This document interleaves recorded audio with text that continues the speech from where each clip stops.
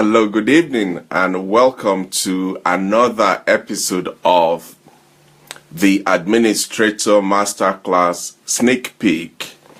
The Administrator Masterclass Sneak Peek. And on this program, we said we'll be looking at the different aspects or the different services that the administrator can offer to you as an organization. But before I go into today's program, I want to sincerely apologize about yesterday.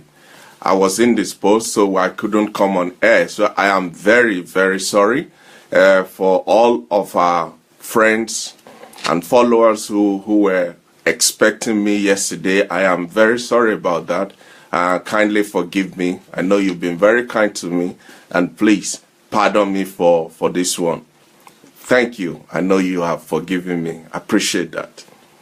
My name is Tunde Disu, and I am here on behalf of the administrator to talk about the masterclass sneak peek, some of the activities or services that the administrator can offer as an organization to any not-for-profit organization like churches, ministries, NGOs, social enterprises, or even just on a personal one-to-one level, so that we can work with you and help you maximize your potential, both as an individual and also as an organization. During one of our previous programs, I was talking about statutory trainings, and I mentioned about the need for trustees to be trained. Subsequently, I've received some queries and questions about the role, the position, the duties, the responsibilities of trustees. And this has prompted me to believe that that's an area that a lot of people would need assistance with. And that is why today we are looking at the trustees. The trustees as an integral part in the life of any organization, especially a not-for-profit one like a church, a charity, a ministry, a social enterprise, an NGO, and things like that. So we'll be looking at the trustees as a body, as an integral part. So, who are trustees? Who are trustees? Trustees are a group of people with specific knowledge, skills, and experience that you bring together to manage, to run the affairs of your organization. Remember, the key words they are a group of people with specific knowledge, skills, and experience that are pulled together to manage the affairs or the running, the direction of an organization, such as a charity, a church, a ministry, and so forth. So when you are appointing your trustees, you want to be specific. You want to be careful who you bring on board to be on the board of your trustees, because whatever they bring to the table, whatever they contribute as individuals and collectively as a group, would go a long way to determine, number one, the health of the organization, the direction of the organization, and how much that organization is actually meeting the need for which it was set up in the first place. So it is crucial, it is important that when you are appointing your trustees, you bear all these things in mind. Trustees are usually either appointed or they are nominated. And once they are in place, they have total control over the affairs of the organization. They are responsible for making sure the organization is following the footpath to which it was set up to follow, which means it must be carrying out the activities for which it was set up. It is the responsibility of the board of trustees to ensure this, because they ultimately will be accountable for the life of the organization. Trustees also lead the organization and decide how to run it.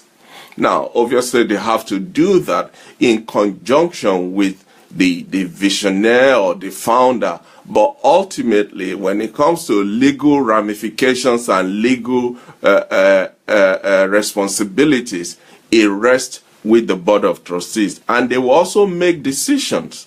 Part of their duties is they will make decisions that will impact not just the life of the organization, not just the life of its members, but the life of the public in general. Because you must remember, a charity is constituted mainly to benefit the society. And therefore, when you pulling your trustees together, you must bear that in mind. It has to be people with eyes for the public who can bring some benefits to the public. So like I said, they have to have certain skills, experience, and knowledge, expertise in the areas that you want them to cover. In some organizations, they are not called trustees. Some call them directors, some call them board members, some call them governors. But irrespective of the nomenclature or the name you call them, their duties, their responsibilities, and their accountability remains the same. Again, this is an area where the administrator can sit down with you to map out, to vet the people that you are probably considering to be on your Board of Trustees, so that you can be rest assured that whoever eventually, having gone through all the stages of selection, whoever makes it to that table will be there on merit. Who is eligible to be appointed as a trustee? There is a criteria of eligibility for you also to consider when you are appointing or when you are nominating somebody as a member of your Board of Trustees. So who is eligible? Now, if you are running a company limited by guarantee, or if your organization is registered, if it's operating under the umbrella of a company limited by guarantee, then you need anybody that is 16 years and above. The same thing if you are running a charitable incorporation organization, anybody that is 16 years and above can be a member of your trustee. However, if you are running a trust deed, if your organization is set up as a trust governed by deed, then the minimum age requirement is 18 years old. The minimum age requirement is 18 years old. And when you are appointing your trustees, you have to ensure that you've done your due diligence, not just as far as the Charities Commission is concerned, but you need to consult and go through the governing document that set up the charity in the first place, because part of the content of the governing document has to be a specific inclusion there regarding appointment of trustees, how many trustees, the number of years, can they be re-elected, and all of that must be in your governing document. Again, this is an area that requires someone with experience, with knowledge, that knows what they're looking for. And that is where the administrator, again, will come handy to help you take that pressure, take that off your table, so that you can concentrate on the task that you have at hand.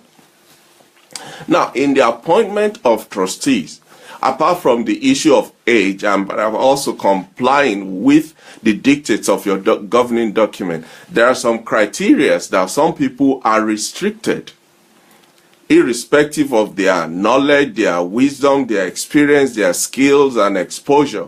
There are certain category of people that are restricted from being nominated or appointed as trustees. And quickly, I'll go through some of them. There are some people that have been disqualified by the Charities Act, so people like that cannot be appointed as a trustee. People that have unspent conviction, maybe they have suspended jail term, they cannot serve as a trustee on your board. People who are currently bankrupt cannot be appointed as a trustee. Or somebody who has been removed from being a director of a company or being a trustee of a charity due to irregularities, you cannot appoint such a person also to be on your Board of Trustees. So there are so many other restrictions that you have to put in place. For instance, if your charity or your organization has dealings, direct dealings with children and vulnerable adults, anybody that has a conviction or that is already on the child offenders list cannot be appointed. And that is why every member that is appointed or that is selected before they eventually make it to the Board of Trustees will have to go through the DBS check. So these are some of the restrictions that you have to make sure you have complied with before you appoint somebody to be a member of your trustee. Now let's look critically into the trustees' duties. What are their duties? What are their responsibilities? What are they supposed to do? And again, the administrator is rich in knowledge, in experience in all these areas. And that is why this platform is being used to let you know that some of these things you don't have to saddle yourself with that responsibility. Let the administrator take that off you so that you can concentrate on running the organization that or doing what you're supposed to do or what you are set up to do. Let the administrator take over all these nitty-gritties and making sure all the T's are crossed and all the I's are dotted so that everything can be done appropriately. So, what are the main duties of trustees? Number one, they are to ensure that the organization or the charity in this case carries out its purpose for the public benefit. Remember, as a charity, the primary aim is to benefit the public. Therefore, the first assignment or one of the duties of your trustees is to make sure the organization is delivering on meeting the needs of the public by making sure the organization is carrying out the required activities and managing the affairs of its members and looking after the public. Ultimately, they have to be seen to be carrying out the purpose for the public benefit, which means they also must understand, they have to have done their due diligence to understand the governing document that set up such an organization, because unless they understand why it was set up in the first place, they won't be able to deliver on it. Number two, the trustees must comply with the charity's governing document and the law. One of their duties is to ensure that not just the board as a team, but that the organization itself is conducting all its activities within the dictates of the governing document. You remember when I spoke about this earlier in another program, I said the governing document is like your constitution. So the trustees are to ensure that everything is done in line with the dictates of that governing document or the constitution as it is. Spending charities' fund on wrong purpose is a very serious matter, and in some cases trustees may have to reimburse the charity from their own personal pocket. So again, this is an area that you need to be careful about and make sure it is done right. Charity trustees are not supposed to be remunerated. However, they can be reimbursed for a legitimate expense they've incurred in the course of carrying out the duties or their duties for and on behalf of the organization. However, that must have been pre-approved before they can embark on spending it.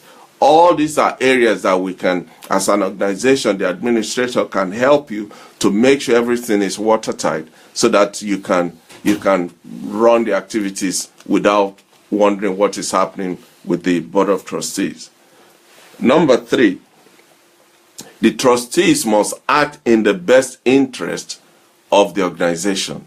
At all times, they must act in the best interest of the organization. And one of the areas that is very peculiar in this regard is the issue of conflict of interest.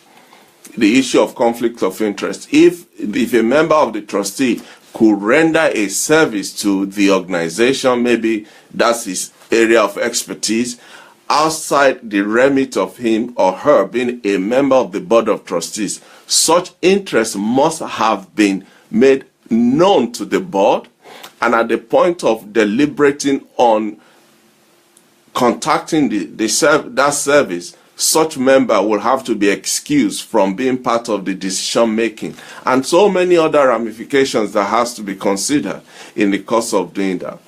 Also, if you are a member, a trustee of an organization, it's not permitted, again, for anybody related to him, either as his or her spouse, children, relatives, to benefit directly from the organization unless it has been clearly defined and clearly thought through and documented at the Board of Trustees meeting.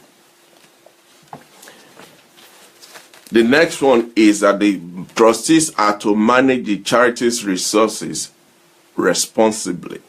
They are responsible for managing the resources of the organization responsibly. And in the process of doing that, one of the requirements is that if there is a need to make a decision, and within the Board of Trustees there is nobody that is an expert in that area, they are required to seek external help before, external advice, external consultation before that decision is made. If not, should anything go wrong, they will be liable for negligence. They will be liable for mismanaging the affairs of the organization. So it's important for them to make sure that the resources of the organization is administered responsibly. Also, trustees are expected to act with reasonable care and skill in the management, in the running, in the administering of the affairs of the organization. Also, the trustees are expected, they are required rather, to ensure that the charity is accountable. What do I mean by that? There has to, at the end of every year, annual returns, annual report must be filed on time, completed by a qualified professional before it is filed with the Charities Commission. This has to be done within the allocated or the allowed time, so that the organization is not portrayed as lagging behind. So as you can see, there are so many things that's involved in the management of an organization, especially where trustees are concerned. And these are areas that, unless they are well set up and well administered, it will cause issues later on in the life of the organization. And that is why it is important to get it right first time around. And that is what the administrator can give you, that peace of mind, knowing that the people managing this, the people organizing this, they know what they're doing, they have the experience, they have the knowledge to deliver on this in this area. And that is a service that the administrator can gladly offer to any organization out there that may require it. See, as an organization, we cover things like leadership. We provide services for leadership, for administration, statutory and legal, like we're just talking about now, your systems, your structures, your operations, advert and publicity, facility, equipment, every aspect in the life of an organization, especially a not-for-profit organization. The administrator we have the knowledge, we have the skill, we have the experience, we have the contacts to help you set this up and make sure it's running properly. If this is adding value to you, I would like to hear from you. I would like to know that this is adding value to you. This has been a blessing. This is opening your eyes to see areas perhaps that you probably were not aware of before. How do you do that? Simply contact us via our telephone number, which is 0771 265 3428. 0771 265 3428. Or you can email us. Send us an email. We'll be glad to read from you The email address is this: info@the-administrator.org. info@the-administrator.org. And until next time, this is Tunde Disu once again saying, we're here to help you. We're here to support you. We're just a phone call or an email down the road. Give us a shout today, and you'll be glad you did. Thank you for listening. God bless you. Bye-bye.